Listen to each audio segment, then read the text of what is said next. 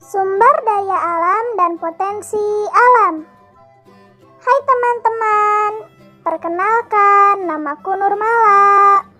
Hari ini aku akan menemani kalian belajar materi tentang sumber daya alam dan potensi alam dengan menggunakan media rumpi atau rumah pintar.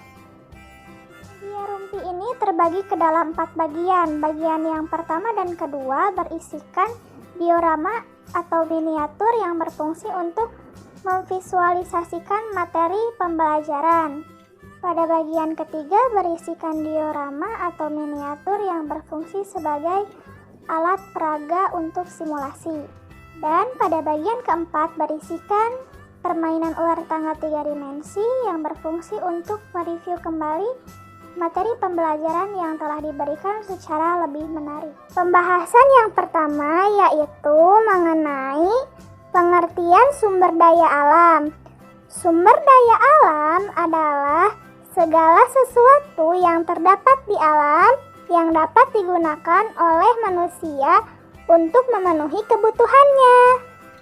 Kemudian pembahasan selanjutnya mengenai jenis-jenis sumber daya alam.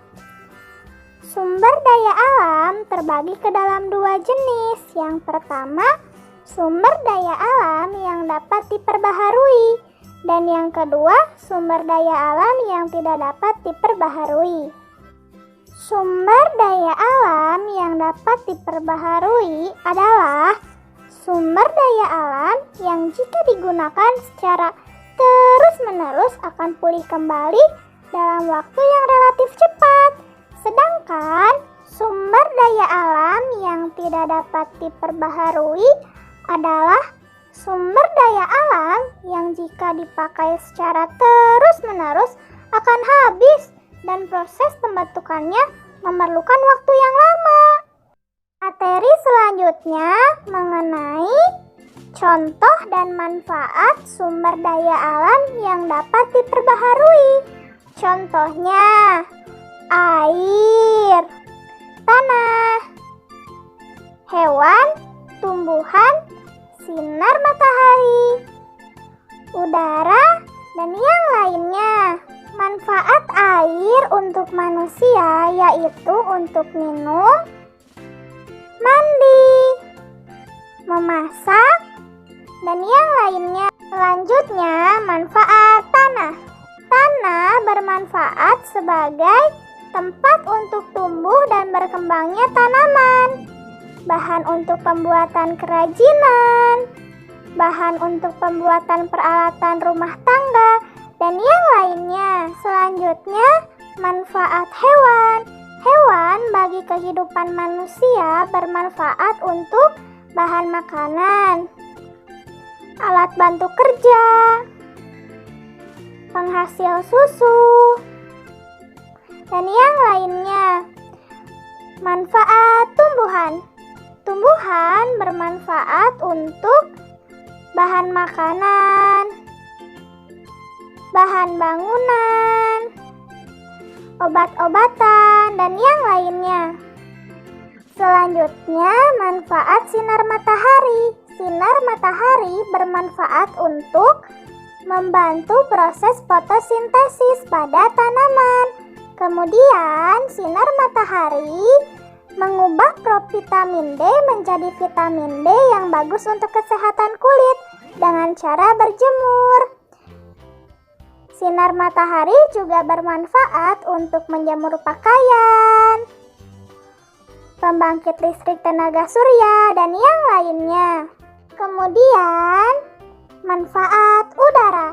Udara bermanfaat untuk bernafas, menggerakkan kincir angin, dan yang lainnya.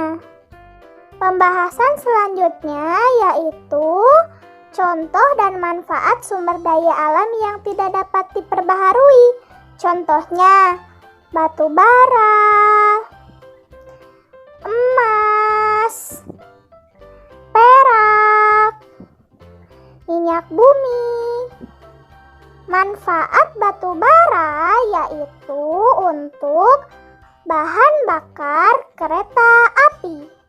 Selanjutnya, manfaat emas dan perak, yaitu untuk bahan baku pembuatan perhiasan seperti gelang, kalung, anting, dan yang lainnya. Kemudian, manfaat minyak bumi. Minyak bumi bermanfaat untuk bahan baku pembuatan bahan bakar yang digunakan untuk bahan bakar mobil, motor, dan yang lainnya. Selanjutnya, aku akan mengajak kalian untuk menyimak simulasi terjadinya kerusakan sumber daya alam. Contohnya, simulasi proses terjadinya pencemaran air di sungai. Pada awalnya, air di sungai itu sangat bersih dan jernih karena dialiri air dari gunung. Contohnya seperti ini. Air mengalir dari gunung ke sungai dan air sungai menjadi jernih dan bersih. Akan tetapi, karena perbuatan manusia yang membuang limbah pabrik secara sembarangan ke sungai, membuat sungai yang tadinya jernih menjadi kotor. Seperti ini, hitam, kotor, bau, dan berbahaya. Selain itu, sungai juga tercemar karena perbuatan manusia yang membuang sampah dan limbah rumah tangga secara sembarangan ke sungai. Seperti ini, sungai menjadi lebih kotor.